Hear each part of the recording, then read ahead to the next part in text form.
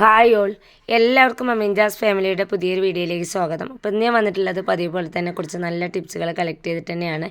എന്നും പറയുന്ന പോലെ വീഡിയോ എല്ലാവരും ഫുള്ളായിട്ട് കാണുന്ന സമയത്ത് നിങ്ങൾക്ക് യൂസ്ഫുൾ ആയിട്ട് തോന്നുകയാണെങ്കിൽ ലൈക്ക് ചെയ്യാനും ഷെയർ ചെയ്യാനും കമൻറ്റ് ചെയ്യാനും സബ്സ്ക്രൈബ് ചെയ്ത് സപ്പോർട്ട് ചെയ്യാനും മറന്നു പോകരുത്. ഒട്ടും സമയം കളയാതെ ഇന്നത്തെ വീഡിയോയിലോട്ട് പോവാം. ഞാൻ മോൻ്റെ ഒരു സോക്സ് എടുത്തിട്ടുണ്ട്. ഇതിൻ്റെ തൊണ കീറിപ്പോയിട്ടുള്ളതാണ് കേട്ടോ. എന്നിട്ട് ഇതിൻ്റെ ഈ ഒരു അടിവശം ഉണ്ടല്ലോ, ഞാനൊന്ന് കട്ട് ചെയ്തെടുത്തിട്ടുണ്ട്. ഇപ്പോൾ ഈ ഒരു രീതിയിലാണ് നമുക്ക് കിട്ടുക. ഇനി ഇത് വെച്ചിട്ട് എന്താണ് ചെയ്യുന്നതെന്ന് നോക്കാം.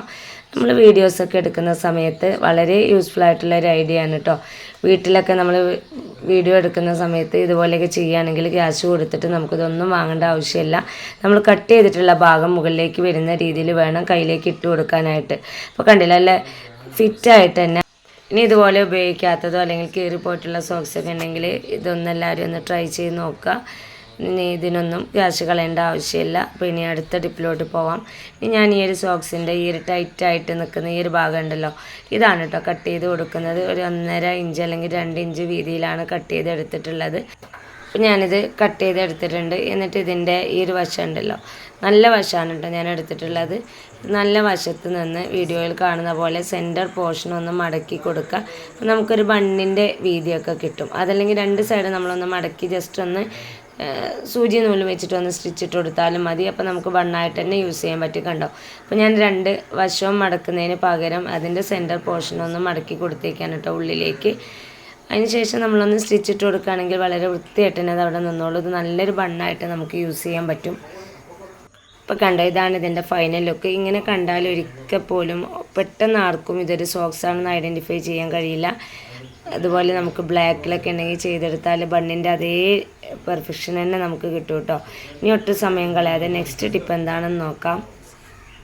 നമ്മുടെയൊക്കെ കയ്യിൽ നല്ലപോലെ ടൈറ്റായി കിടക്കുന്ന വളയൊക്കെ ഉണ്ടെങ്കിൽ ഊരിയെടുക്കാൻ നല്ല ബുദ്ധിമുട്ടാണ്. നമ്മൾ ഊരിയെടുക്കുന്ന സമയത്ത് കൈ മുറിയാനും അതല്ലെങ്കിൽ കൈ നന്നായിട്ട് വേദനിക്കുകയൊക്കെ ചെയ്യും. എന്നാൽ അതൊന്നും ഇല്ലാണ്ട് നമുക്ക് സിമ്പിളായിട്ട് ഊരിയെടുക്കാൻ പറ്റുന്നൊരു ടിപ്പാണ് കേട്ടോ ഞാൻ കാണിക്കാൻ പോകുന്നത്. അപ്പോൾ ഞാനിതൊരു സോക്സ് എടുത്തിട്ടുണ്ട്. എന്നിട്ട് അതിൻ്റെ ഓപ്പൺ ആയിട്ടുള്ള ഭാഗം കയ്യിലേക്ക് ഇട്ട് കൊടുക്കുന്നുണ്ട്. കയ്യിലേക്ക് നല്ലപോലെ ഇട്ട് കൊടുത്തതിന് ശേഷം ആ വളയുടെ ഉള്ളിലൂടെ സോക്സിൻ്റെ ഓപ്പൺ ആയിട്ടുള്ള ഭാഗം പുറത്തേക്ക് എടുക്കുന്നുണ്ട് കേട്ടോ. അപ്പോൾ നിങ്ങൾക്ക് വീഡിയോയിൽ കാണുമ്പോൾ മനസ്സിലാവുന്നുണ്ടാവും. ഈ വളയുടെ ചുറ്റുഭാഗവും ഞാൻ ഈ ഒരു രീതിയിൽ ചെയ്യുന്നുണ്ട്. എല്ലാ വശവും സോക്സ് പുറത്തേക്ക് എടുത്തതിന് ശേഷം വീഡിയോയിൽ കാണുന്ന പോലെ നമ്മളൊന്ന് മറിച്ച് ഇതുപോലെ ഒന്ന് വലിച്ചു കൊടുക്കുക. അപ്പോൾ ഈ വലിക്കുന്ന സമയത്ത് നമുക്ക് കൈയൊന്നും വേദനിക്കില്ല. കാരണം സോക്സ് ആയതുകൊണ്ട് തന്നെ കൈ സോഫ്റ്റ് ആണല്ലോ.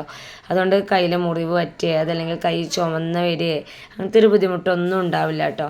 വളരെ എളുപ്പത്തിൽ എത്ര ടൈറ്റായി കിടക്കുന്ന വളയാണെങ്കിലും പെട്ടെന്ന് തന്നെ ഊരിയെടുക്കാൻ പറ്റുന്നൊരു സിമ്പിൾ ടിപ്പാണ്. ഈ ഒരു രീതിയിൽ നമ്മൾ വളയൊക്കെ ഊരിയെടുക്കുകയാണെങ്കിൽ വളയുടെ എഡ്ജ് തട്ടിയിട്ടൊക്കെ മുറിവൊക്കെ വരാറുണ്ട് വള ഊരുന്ന സമയത്ത്. എന്നാൽ അതൊന്നും ഉണ്ടാവില്ല കേട്ടോ.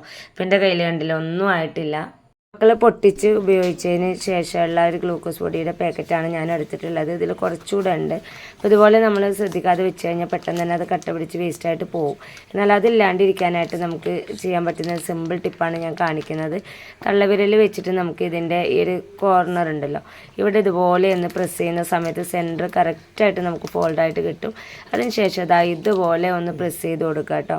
ഇത് മാത്രമല്ല, ഇതുപോലെയുള്ള പാക്കറ്റുകൾ, മസാല പാക്കറ്റുകളൊക്കെ നമുക്ക് ഈ ഒരു രീതിയിൽ കീപ്പ് ചെയ്യാൻ പറ്റും. എന്നിട്ട് സെൻറ്റർ വശത്തായിട്ട് ഞാൻ ഈ ഒരു ക്ലിപ്പാണ് ഇട്ട് കൊടുത്തിട്ടുള്ളത്. ഇനി കുടയുന്ന സമയത്ത് പോലും ഒട്ടും പുറത്തേക്ക് വരുന്നില്ല. അപ്പോൾ ഈ ഒരു ടിപ്പും എല്ലാവരും ഒന്ന് ട്രൈ ചെയ്ത് നോക്കുക. ഇനി ഇന്നത്തെ അവസാനത്തെ ടിപ്പിലോട്ട് പോകാം. നമ്മൾ മുടിയൊക്കെ ചീകാനായിട്ട് യൂസ് ചെയ്യുന്ന ഒരു ചീർപ്പാണ് ഞാൻ എടുത്തിട്ടുള്ളത്. അപ്പോൾ വട്ട് ചീർപ്പ് ലേഡീസ് യൂസ് ചെയ്യുമ്പോൾ നമുക്കറിയാൻ പറ്റും നന്നായിട്ട് തന്നെ അതിനുള്ളിലൊക്കെ മുടി കുടുങ്ങി പോവാറുണ്ട്. മാത്രമല്ല അതിൻ്റെ പല്ലുകൾക്കിടയിലുള്ള ആ ഒരു ചെളിയൊക്കെ ക്ലീൻ ചെയ്തെടുക്കുക എന്നുള്ളത് നല്ല പാടാണല്ലേ. എന്നാൽ വളരെ എളുപ്പത്തിൽ ക്ലീൻ ചെയ്തെടുക്കാനും മുടിയൊക്കെ റിമൂവ് ചെയ്യാനും പറ്റുന്ന സിമ്പിൾ ടിപ്പാണിത്. ഞാനിത് ഈ ഒരു ബ്രഷാണ് കേട്ടോ, ഷർട്ടിൻ്റെ കോളറൊക്കെ എടുക്കുന്ന ബ്രഷ് എടുത്തിട്ട് അതിലേക്ക് ഞാൻ ഈ ഒരു ചീർപ്പ് നന്നായിട്ടൊന്ന് പ്രസ് ചെയ്തെടുത്തതിന് ശേഷം ഇതുപോലെ ഒന്ന് കാണിക്കുന്നുണ്ട്. ഇങ്ങനെ കാണിക്കുന്ന സമയത്ത് ആ മുടി അതിൽ കുടുങ്ങി കിടക്കുന്ന മുടി ഉണ്ടല്ലോ, നമുക്ക് പൊങ്ങി വരുന്ന സമയത്ത് നമ്മൾ കൈ വെച്ചിട്ട് അതൊന്ന് വലിച്ചെടുത്താൽ പെട്ടെന്ന് തന്നെ നമുക്ക് ആ കുടുങ്ങി കിടക്കുന്ന മുടി റിമൂവ് ചെയ്തെടുക്കാൻ പറ്റും. അപ്പം ഞാൻ കണ്ടില്ലേ, ഇതുപോലെയാണ് കേട്ടോ ഞാൻ ചെയ്ത് കൊടുക്കുന്നത്. അപ്പോൾ ഞാൻ കുറച്ച് ഫാസ്റ്റായിട്ടാണ് ചെയ്തിട്ടുള്ളത്. ആ ഒരു മുടിയൊക്കെ എനിക്ക് പറ്റ അടിവശത്ത് നിന്ന് ഇളകി കിട്ടിയിട്ടുണ്ട്. എന്നിട്ട് ഞാൻ ഇതുപോലെ കൈ വെച്ചിട്ട് തന്നെ ആ ഇളകിയ മുടിയെല്ലാം മാറ്റി കൊടുക്കുന്നുണ്ട്. പറ്റ അടിവശത്ത് നിന്ന് ആ മുടി ഒന്നുകൂടെ ഒന്ന് ഇളകി വന്നിട്ടുണ്ട്. അപ്പോൾ വീണ്ടും ഞാൻ ഇതുപോലെ ഒന്ന് ചെയ്തെടുക്കാറുണ്ട്. ആ ഒരു സമയത്ത് മുടി നല്ല പോലെ തന്നെ എനിക്ക് പുറത്തേക്ക് വന്നിട്ടുണ്ട്. എന്നിട്ട് ഞാനിതാ ഇതുപോലെ കയ്യിലൊന്ന് ചുരുട്ടി എടുക്കുന്നുണ്ട്. ഇപ്പോൾ ഇതിനുള്ളിൽ കിടന്നിട്ടുള്ള മുടിയെല്ലാം എനിക്ക് പോന്ന് കിട്ടിയിട്ടുണ്ട്. അതിനുശേഷം വീണ്ടും ഞാൻ ആ ഒരു ബ്രഷിൽ വീഡിയോയിൽ കാണുന്ന പോലെ ചെയ്തെടുക്കാൻ കേട്ടോ. ഇപ്പോൾ നിങ്ങൾക്ക് ആ ഒരു ചീർപ്പിൽ വന്ന മാറ്റം അറിയുന്നുണ്ടാവും. എത്രയോ സമയം വേണം നമുക്ക് ആ ഒരു ചീർപ്പ് ക്ലീൻ ചെയ്തെടുക്കാൻ. എന്നാൽ ഇതുപോലെ നമ്മൾ ക്ലീൻ ചെയ്തെടുക്കുകയാണെങ്കിൽ സെക്കൻഡുകൾ കൊണ്ട് തന്നെ ആ ഒരു ചീർപ്പിനുള്ളിലുള്ള എല്ലാ അഴുക്കും നമുക്ക് ക്ലീനായിട്ട് കിട്ടും. അപ്പോൾ അതാ നിങ്ങൾക്ക് കാണാൻ പറ്റുന്നുണ്ടാവും എത്രത്തോളം അഴുക്ക് ആ ഒരു ചീർപ്പിലുണ്ടായിരുന്നു എന്നുള്ളതും ഇതുപോലെ ഞാൻ ചെയ്യുന്ന സമയത്ത് ആ ചീർപ്പിൻ്റെ ഉള്ളിലുള്ള വന്നിട്ടുള്ള മാറ്റവും. അപ്പോൾ ഇതാ 2-3 മുടികൾ കൂടി എനിക്ക് കുടുങ്ങി കിടക്കുന്നുണ്ടായിരുന്നു അതും കൂടി എനിക്ക് ഇളകി കിട്ടിയിട്ടുണ്ട്. അപ്പോൾ അതും ഞാൻ റിമൂവ് ചെയ്തതിന് ശേഷം വീണ്ടും ഞാൻ ഇതുപോലെ ഒന്ന് അടിച്ചെടുക്കാൻ കേട്ടോ. അപ്പോൾ ഇതിൻ്റെ ഒരു സൈഡിൽ എനിക്ക് ചെറുതായിട്ട് അഴുക്കും കാര്യങ്ങളൊക്കെ ഉണ്ട്. അപ്പോൾ ആ സൈഡ് നേരെ ഓപ്പോസിറ്റ് പിടിച്ചതിന് ശേഷം ഞാനൊന്ന് ഒടിച്ചെടുക്കണം. എനിക്ക് ഈ ഒരു വശത്താണ് കേട്ടോ ഇനി കുറച്ച് അഴുക്കുള്ളത്. അപ്പോൾ ആ ഒരു വശം കൂടി ഞാൻ നേരത്തെ ചെയ്ത പോലെ തന്നെ ആ ഒരു ബ്രഷിൽ ഇതുപോലെ ഒന്ന് ഒടിച്ചെടുക്കുന്നുണ്ട്. ഇങ്ങനെ ചെയ്യുന്ന സമയത്ത് അതിനുള്ളിൽ കിടങ്ങിയിട്ടുള്ള ഒറ്റപ്പെട്ട മുടികളൊക്കെ നമുക്ക് പൊങ്ങി വരും. അപ്പോൾ അതാട്ടോ എനിക്ക് 1-2 മുടികൾ കൂടി പൊങ്ങി വന്നിട്ടുണ്ട്. അതെല്ലാം ഞാൻ മാറ്റി കൊടുക്കുകയാണേ.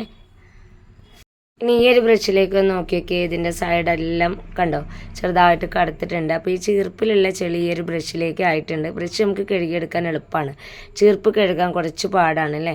എന്നാൽ ഇതാ ഈ ഒരു രീതിയിൽ നമ്മൾ ചെയ്തെടുക്കുകയാണെങ്കിൽ ഒട്ടും വെള്ളം യൂസ് ചെയ്യാതെ അതല്ലെങ്കിൽ സോപ്പോ ലിക്വിഡോ ഒന്നും യൂസ് ചെയ്യാതെ നമ്മൾ ഇതുപോലെ മാത്രം ഒന്ന് ചെയ്തെടുത്താൽ മതി. സെക്കൻഡുകൾക്കുള്ളിൽ നമ്മൾ എത്ര അഴുക്ക് പിടിച്ച ചീർപ്പായിക്കോട്ടെ പെട്ടെന്ന് തന്നെ നമുക്ക് പുത്തനായിട്ട് കിട്ടും കേട്ടോ. അപ്പോൾ ഇതുവരെ ഇത്ര നാളും ഈ ഒരു രീതിയിൽ ചീർപ്പൊക്കെ ക്ലീൻ ചെയ്യാത്തവരുണ്ടെങ്കിൽ എല്ലാവരും ഒന്ന് ട്രൈ ചെയ്ത് നോക്കുക.